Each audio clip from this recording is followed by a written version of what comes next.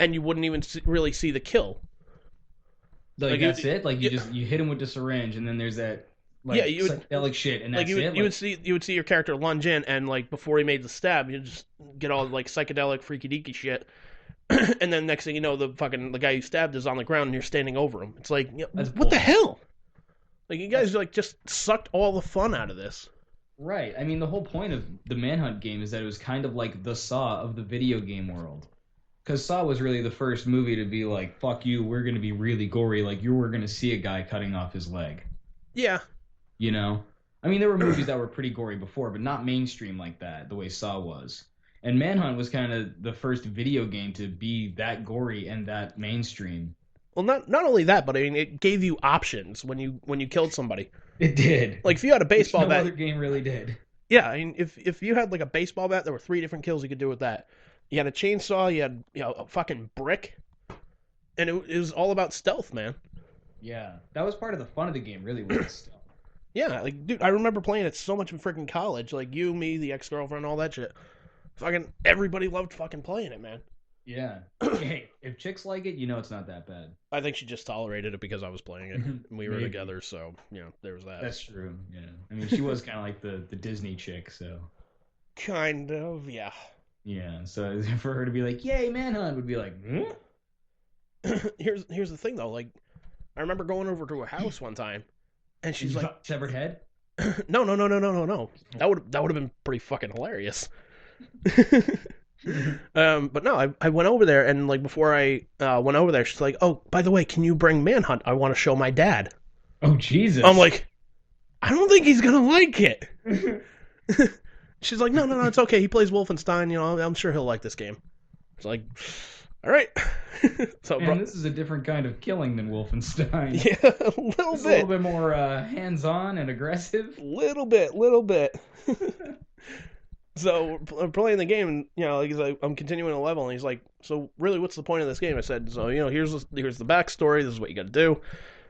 He's like, "All right, well, what kind of weapons do you have?" He said, "Well, right now I've got a plastic bag and a shard of glass." He's like, "What the hell are you gonna do with those?" I said, "Watch this." Threw a brick, when I'm hiding in the shadows, and I throw a brick. Get somebody's attention, like over to a corner or something like that, and make sure nobody else is around. Sneak up behind him with a plastic bag, fucking beat the shit out of him, and like hide his body in the shadows, and then fucking run back into the shadows, while his other 2 guys come back down. And he's like, "I don't know why you like this game." I was like, "Well, yeah, granted, I'm not killing Nazis and whatnot, but I mean, this is still kind of fun." Oh shit! But yeah, dude, fucking, I would love for that game to get made into a movie. That would be pretty awesome. Granted, video games don't exactly have the best track record when they're being turned into movies. No, they do not. No, they don't. Street Fighter, Mortal Kombat, Mario Brothers, Double Dragon. Oof. Yeah, Double Dragon is a swear in the movie world. Yeah, it's like the worst thing that can come out of anybody's mouth except for maybe Teenage Mutant Ninja Turtles 3. Oof. Or the recent one. Oof. Oof. Oh. Oh God. Oh nose. Oh man. I don't remember how Manhunt ends though. You don't remember how it ends? No. I remember the backstory that like you're the prisoner or whatever, and all right, don't they like have your wife and shit? No, because the character wasn't married. Oh, as far as I know, the character wasn't married. From what I remember, it was basically like you had to take down 2. Like there were 2 bosses in the final level. One of which was a guy like in a fucking pig costume who fucking surprised the shit out of you from every fucking angle that you got. But after you took him down, you take down the guy that's you can hear in your head, the fucking the Brian Cox character. You take him down, and then apparently the whole story gets on the news and whatnot, and it says like, look, this guy didn't really die. This is what happened to him, and the whole thing, the whole operation gets blown, and like there's about the tapes and whatnot. Like the thing would be filmed and they would sell like the tapes underground style, Right. So Yeah, I remember that you were a prisoner and that you were going to be put to death, but they let you go, and well, no, you. they didn't let you go. They faked your death because you're playing this guy who was like hardcore serial killer and whatnot, and like they faked your death so that people would be like, all right, he's dead and whatnot, and then they would come out and just say, well, look, you're not really dead. We spared you because we want you to appear in these videos. Now go and fucking kill some people. Kind of a weird concept, Yeah. but a pretty good one. Unbelievable. But yeah, I think the only way that movie should be made is if you get Brian Cox to do the voice. Because if not, fuck it. I'm sure he would do it. I don't see him doing anything else. So That's true. speaking of violent video games, I gotta talk to you about this one, man. Check this shit out. What do you got? All right, so Targets and Kmarts in Australia have pulled Grand Theft Auto 5 from their shelves. Like they're Where Australia? in Australia. Just Australia? Just Australia. It's Target and Kmart over there. Why? Now, their reasoning for it is, let's see, according to this article, Target General Manager of Corporate Affairs, Jim Cooper, said in a statement, "We've been speaking to many customers over recent days about the game, and there is a significant level of concern about the game's content." Let's see. Because they've never played a Grand Theft Auto game before. Apparently not. Let's see. Apparently there was an online petition of 45,790 people as of the press time of this article. Customers concerning their voices signing an online petition, arguing the game encourages quote encourages players to murder women for entertainment. Let's see. The game spreads the idea that certain women exist as scapegoats for male violence. And like my whole thing on it is, it's a fucking video game. Yeah. It's a fucking video game. Yeah. Number two, if you're gonna take that off the shelves, you might as well take fucking Super Smash Brothers off the shelves too. And people are like, well, why take off Smash Brothers? Can you imagine, like, just you're playing there with with your girlfriend or something like that? She picks like Princess Peach or fucking Samus Aran. You're picking Mario or something like that, and you're essentially Mario is beating the shit out of his girlfriend. Like there's a weapon that's like a bat. You're shooting a fucking laser gun at her and shit. You're shooting fireballs at her. Yeah, it's true. And they're like, well, and their line about that would probably be like, well, that's cartoon violence. Like, doesn't matter. It's still violence. It's still violence. It's still essentially a guy beating the shit out of his girlfriend. Yeah, I mean, it being more realistic is certainly grounds for them to be a little bit more uppity about it. But again, have you not played a GTA game before? Like, do you remember back in GTA 3 where like there were those hidden missions from Marty Chonks, and you would go and like kill his partner and then his wife's lover and then the wife, and they all ended up in his dog food? Yeah. That he sold. Like, what, that game encourages you to put people in dog food.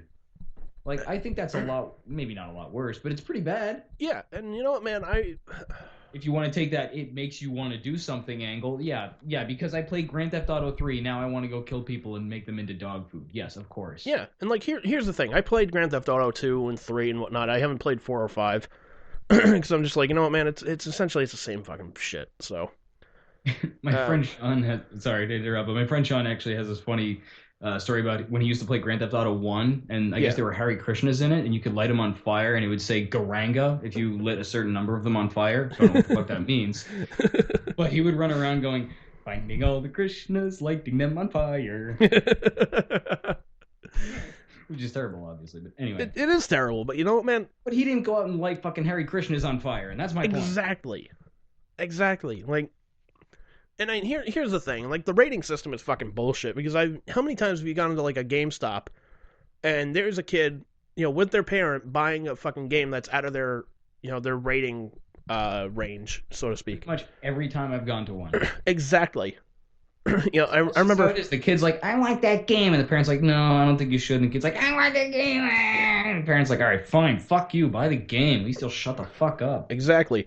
There was only one time where I saw a parent that said, you know what? No. Really? Because the kid wanted to get this game BioShock. I don't know if you know about that game, but it's a lot of violence in there, and your health is essentially you're taking drugs, like you're taking a syringe and like injecting yourself, from what I understand. Nice. So the mother's like, all right, why don't you go play the game demo over there on the other wall over there? Kid fucks off, and and she's like, hey, she's talking to the clerk. She's like, hey, I gotta ask you, he wants to get this game BioShock. Can you tell me a little bit about it? I'm like, there's a responsible parent. Oh my god. And the clerk was just like, well, how old is the child? She goes, well, he's 7 years old. He goes, this is not gonna be for him. He's like, look, there's this in the game. There's there's swearing, there's drug use. You're running around shooting guns and whatnot. She's like, yeah, that he's not getting that game then. Nice. Like, dude, I went up to the clerk afterwards. I was like, did you just see what I saw? And he's looking at me like, dude, what the fuck are you talking about? I was like, dude, a responsible parent. She took your advice. She didn't get it. Never seen that before. It blew my fucking mind, dude. It was like, it was essentially like finding Sasquatch. Yeah, that never does happen. It is always, you see the parent in there right up next to the kid at the counter. Yeah. Buying the game, and the kid's like, shaking their hands and shit, waiting to get home. Like, come on. Yeah, and I remember there was another game. It was the South Park game for N64. This is telling you how far back this was. I still have that game. Oh, God. I play it on occasion. I'm feeling particularly bored.